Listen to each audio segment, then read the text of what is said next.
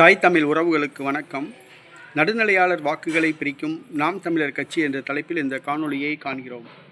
நடுநிலையாளர்கள், அதாவது தற்பொழுது 2026 தமிழக சட்டசபை தேர்தல் நடைபெறுகிறது. திமுக ஆளுங்கட்சியாக உள்ளது, எதிர்க்கட்சியாக அதிமுக உள்ளது.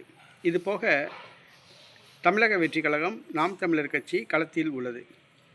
இந்த 5 ஆண்டு காலத்திலே உண்மையான எதிர்க்கட்சி தலைவராக விளங்கியது யார் என்று சொன்னால் எடப்பாடி பழனிசாமி கிடையாது, செந்தமிழன் சீமான் தான்.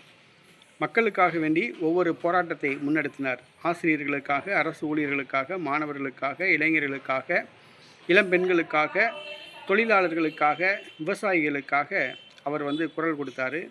டிஎன்பிசி தேர்வு ரத்து குளறுபடிகள் போராட்டம் நடத்தினாப்புல, சாதிவாரி கணக்கெடுப்பு போராட்டம் பொதுக்கூட்டம் நடத்தினாப்புல, நெசவாளர்களுக்காண்டி போராட்டம் நடத்தினாப்புல, தேவேந்திரகுல வேளாளர் பட்டியல் வெளியேற்றம் பொதுக்கூட்டம் நடத்தினார்.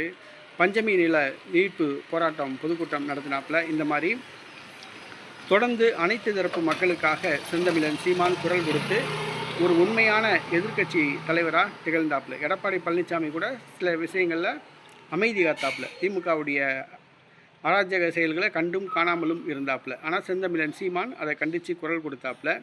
இன்றைக்கி வருகிற சட்டசபை தேர்தலில் இந்த நடுநிலையாளர்கள், அதாவது திமுகவுக்கு காலங்காலமாக வாக்களித்தவங்க, அதிமுகவுக்கு காலங்காலமாக வாக்களித்தவங்க போக நடுநிலையாளர்கள் அப்படின்ட்டு ஒரு சில பேர் இருப்பாங்க. அது யாருன்னு கேட்டிங்கன்னா, அவங்களே ஒரு 50% வாக்காளர்கள் இருப்பாங்க. அந்த 50% வாக்காளர்களுடைய கவனம் பூராமே இப்போ செந்தமிழன் சீமானை ஈர்த்துள்ளது.